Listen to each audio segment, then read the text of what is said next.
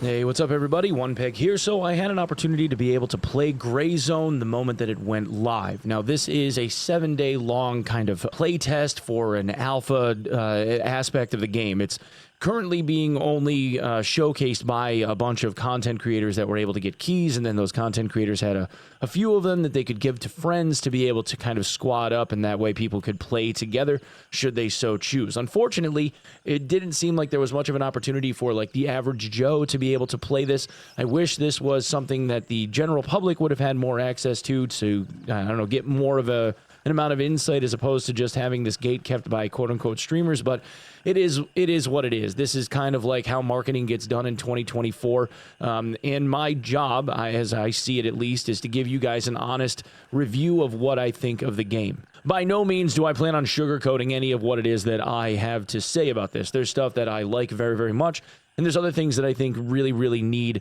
an awful lot of work. But first, let's talk about the setting. So the game is set in this island called Le Mans, which is modeled after Laos. And it's heavily inspired by the Soviet-Russian book Roadside Picnic, which was written in 1971 by Arkadian Boris Strugatsky, where the planet gets visited by extraterrestrials at the beginning of this story. They call it the Visitation, and then it's all about living in this kind of post-visitation world.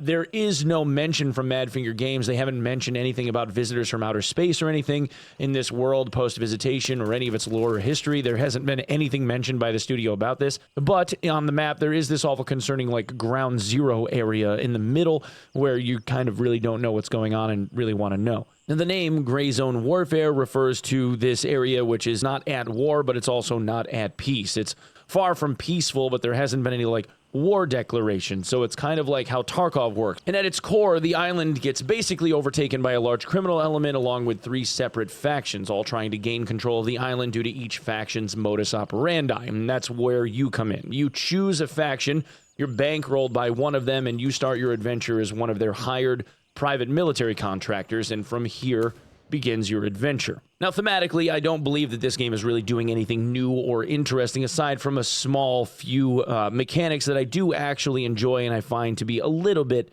on the unique side. But at its core, this game is an extraction game. It's a PvPvE extraction shooter, very similar to games like Escape from Tarkov, with the one caveat that the map is very much persistent. And this, of course, becomes very reminiscent of the Cycle Frontier, where we saw maps that were persistent for about 6 hours worth of time, and you had the ability to infill and exfil should you so choose, where it took you in and out of the map from this like space station floating above. In this case, each area of the map has a main base camp, kind of laid out like a triangle, where each faction has this starting off point, and from there you have landing zones for each major area on the map. As you travel to them, new LZs become unlocked, and you have the ability to ride in a little bird from base camp off to one of these LZs, or from one LZ to another, and then eventually getting back all the way to base camp to interact with the NPCs there.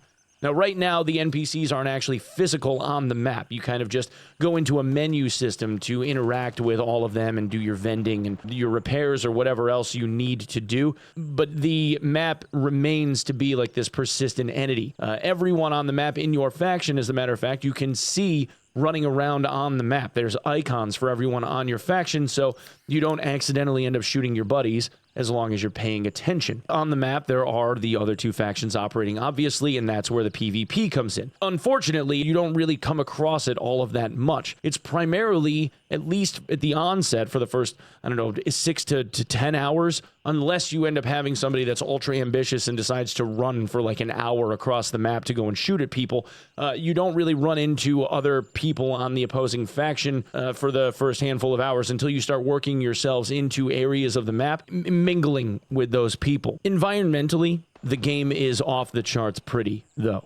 It is set in this jungle setting. From the ambient audio where you hear all the mosquitoes buzzing around and the birds chirping, the sun shining and whatnot, the trees, the rice paddies, everything feels and looks so very immersive it's actually astoundingly nice given all of the level of detail. If you don't have a really good computer and or turning on DLSS and try to like turn down settings to medium and whatnot, the frame rates really take a hit. In my case, I'm running like a really nice PC. I have a 13900 KF with a 4090 and 32 gigs of DDR 7200, and without DLSS, I think I saw about 100 FPS. With it on max settings, which isn't awful considering that, 2024 current gen game, Unreal 5 and all that. But if I turn on DLSS, then I'm sitting around like 170, which felt a whole lot better. However, that being said, I could see how a system that is a generation or two older would have a real problem trying to run this at any kind of decent frame rate. Now, from an audio standpoint, it seemed as though the directional audio worked pretty well. I could tell the direction that just about everything was coming from. I didn't really have any of those like Tarkov moments where you couldn't tell left from right or front to back or any of that. 3D audio seemed like it worked pretty well. There isn't a lot of verticality in this game. The highest point you're going to see is something that's like uphill from you, or in a building, the max you're going to get is like a second floor. Because again, we're talking about like jungle villages and whatnot. You're not really going to see a whole lot of high-rise buildings or like big rocky blinds or rises or anything. And the surrounding mountainous areas aren't areas that anyone can traverse as of right now. So there isn't going to be any like sniping from cliffside faces or any of that stuff. VoIP, voice over IP in the game is like S+ tier. It is very clean, very clear, very good. Yo, is that you, Martinez? Yo, what up, man? Martinez, is that you? Yo, is that Skulls? What up, bro? Who is this? Onepeg, man. What's up, beautiful? What's up, brother? How you doing? I fucking keep getting my ass beat, man. Do you really? I can't stay alive for fucking 2 seconds. Yo, you want another AK? You need another gun? I would argue it's probably too good. They would probably need to put a little bit of filtering on it because it almost sounds fake. Like you can hear people talking when they're in like their rooms at home as they're talking on their microphone. You can kind of hear like that little bit of ambient reverb that goes on from inside of somebody's office when they're talking to you. It almost sounds like fake. So I would argue that probably needs to get like a little bit of filtering on it. But that's like a really minor gripe. Overall, very good. Okay, let's talk about combat and gunplay. So from a movement perspective, the movement in the game is a little bit strange. There is very much inertial movement, and it feels very reminiscent of like Tarkov when you end up kind of like that heavy medium weight where there's still like that little bit of drifting, but you're not like really heavy. But there is like some weird treadmilling kind of effect that goes on that feels really janky when you're trying to change direction. If you pull like a 90-degree turn to the left or the right, or turn to 180 degrees, something like that, like snap your wrist really quickly, instead of like changing direction quickly, you kind of end up having this like treadmilling where they kind of like run in place for a couple of seconds and then send off into whatever direction they're moving in or supposed to be moving in. It didn't feel natural. It felt really awkward and strange because you could still see like your legs just kind of like running in place. And if they want to get that nailed down, like I'm fine with inertial movement, but they really need to adjust how that animation goes. That did not feel natural at all. The gunplay in the game feels really good. The recoil of the M4 that I was shooting, both on single and full auto, felt really responsive. It felt as though you were firing like a really well-gassed M4, like in real life at the gun range. Really flat shooting, kept you on target. Was not something that kicked all over the place. It felt really good. As you can see, the red dot on top of the M4 is an XPS-2. The XPS-2, though, doesn't have any of the red dots in the reticle at the moment. They're not built into the game yet. So instead, you just ended up having like this cluster of like 4 pixels in the dead center of the optic, and it was really easy to like lose. I prefer like super sharp optics. I like really small red dots in these types of games, but that was actually like too little. You could lose track of it, and you were kind of just guessing where the center was as you were like trying to fire on target. It was kind of tough to track. And secondarily to that, you have the AI. And the AI right now is pretty rough. Of all of the criticisms I think that I have of this game right now, the AI is one of the biggest ones. Mainly because they don't act in a way that guys like us have been begging games like this to generate AI interactions since the beginning of time. When it came to dealing with these types of PvE interactions, you would like to see AI that acts in a more tactical way. They kind of run for cover, or they work on different angles of engagement as opposed to standing in the middle of a road and slow walking from right to left or left to right and kind of like aiming and hip firing at you from 50 to 80 meters away, as if they're just kind of shooting gallery targets. Unfortunately, that feels like what the AI is right now. That, and it seems as though the spawning system in the game was a little bit weird because of this one moment that I had where one of the AI opponents decidedly just kind of spawned in front of me, like inside my body almost, and that was like really off-putting. It was very much like the Tarkov jump scare where you have the scavs spawn directly in front of your face. Luckily, the aim on these guys isn't all that great. Even though I was standing there kind of like openly firing at some of these dudes, I never even got a hit once. When I did get hit, it really wasn't all that fatal. And I think one of the other gripes I have about this game is I do like the idea of like replacing blood, because you get these blood packs and you can like replace blood as a mechanic that you can do. But it seems as though like the healing in the game is more or less just kind of like self-regenerative almost, where you get these ailments like a contusion or pain, or you end up getting a broken bone, or you end up springing a leak because you get a bleed. Sometimes it's a heavy bleed. You need tourniquets and bandages and all that. All of these things as ailments are things that you obviously need to repair. You like lose consciousness. You can die from certain wounds, injuries, whatever. And the issue that I take with this is that like if you repair it, you kind of just regenerate your health back. And if you have like too low blood, you put some blood back in you and then you just kind of like regen your health and it comes back pretty quick. There doesn't really feel like a need to like go and sit in a corner and apply like a lot of meds and stuff and have like that downtime, that punishment that you would get from a game like, again, like Tarkov, where you kind of have to rest for a minute and kind of fix yourself, and gives the enemy, let's say in a PvP scenario, gives the enemy an opportunity to be able to push you because you got a little like overzealous, let's say.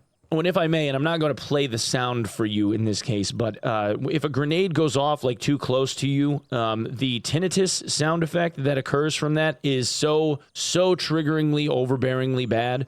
Anyone with any type of tinnitus would probably want to steer clear of ever having an explosion go off near them ever, because it is really bad. It is deafeningly loud, and that shrill whine that you get from it would trigger just about everyone. The audible sound from that really needs to be adjusted, or you're going to have a whole lot of combat vets that want to play this game shy away from it because of the hearing damage and like triggering that's going to go on from it. Now, the controls feel very similar to that of Tarkov. You pretty much like right-click to inspect stuff. It gives you a stat screen. A lot of this is very, very similar to those mechanics in games like Tarkov and DayZ that we've seen for many, many, many years now. You press R to rotate items, nothing crazy there. Navigating the menus feels just like navigating the menus, again, with a grid system, just like how Tarkov works, where there's a bunch of different attachments. You build your gun up the way that you want to build them up. And there are 150 quests for this alpha test over the next 7 days. So you finish one, the quest giver gives you a new one, you move to different areas, you end up meeting new traders, new people that give you side missions and whatnot to be able to go and pursue. There's an awful lot to do here, but the thematic nature of the quests themselves is very similar to stuff we've already seen. Go place trackers on boxes and warehouses. Go locate this beat-up old house. Go see what happened to this thing. Go grab this package and bring it back to me. A lot of like go fetch and go mark and go do, stuff in this area and go scope out a restaurant, the same gopher boy kind of things that we've already seen in a game like Tarkov. I am very sure that at some point we'll end up having quests that say like go off and find members of the opposing faction and kill 5 of them or whatever it's going to be, and then bring me back proof or something, just like we've seen in many of these other games along the way. Like, I don't think that they're doing anything really unique with most of all of this. And honestly, I think that they're going to have to really work on the uniquity here, because if I'm being honest, and take this with a grain of salt being what it is, the extraction game that has withstood the tests of time has been Escape from Tarkov. It is, to the chagrin of many, the gold standard of what an extraction shooter is supposed to be. The rubric by which all other extraction shooters are graded goes up against the Tarkov wall. And in order to be able to surpass that in some aspect or another, what you're trying to do is find something, some niche that people want to latch onto and say, like, I enjoy this aspect of this game, and that makes me want to play this game more than I want to play Tarkov. Otherwise, if they're so similar, then people are just going to say they want to just go and play Tarkov, right? And that's just what they're really up against. In this case, I think that the devs are looking for this slower paced, more tactical, operational shooter. Where it lacks, though, is in that tactical, operational necessity, because the AI doesn't react in a way that forces people to play as tactically as what the devs intend them to do. And right now, I think that that is really starting to show when it comes to the content creators that are showcasing all of this. It becomes kind of like a shooting gallery for an awful lot of people, and the only time people are really dying is because they're running in on stuff and they're getting blindsided. There really isn't enough punishment to force people to have to slow down. Now, of course, I'm trying to offer this up as constructively as a form of criticism as I can, and I'm trying to contain this within the box of what I believe the devs intend to create. Now, there are people that will look at what Gray Zone is and think that Gray Zone is in a very, very good place. In some regard, I agree with that sentiment. There are pieces and parts of this game that I think show a lot of merit. If they really want this game to shine and get the player numbers that they're hoping that they're going to achieve once this game goes into early access later on this year, I really think they need to take a serious look at the AI performance and the movement mechanics, especially in order to be able to bring this game to the forefront of what people are going to want out of this like tactical extraction style of experience. Otherwise, it's really going to end up being watered down to just Tarkov in the jungle, and I'm sure that is not what these developers want. Anyway, guys, that's what I have for this one. Thanks so much for coming and checking out the video. If you'd be so kind as to sub the channel here, maybe even hit the bell if you really end up digging it, I would very, very much appreciate all of that. In the meantime, I'll be live over at twitch.tv/Onepeg at around 7 a.m. Eastern Standard Time. You come by and check out a stream sometime. Maybe come say hi. That would be super awesome. And otherwise, I will see you in the next video. Thanks so much. We'll see you soon. Peace.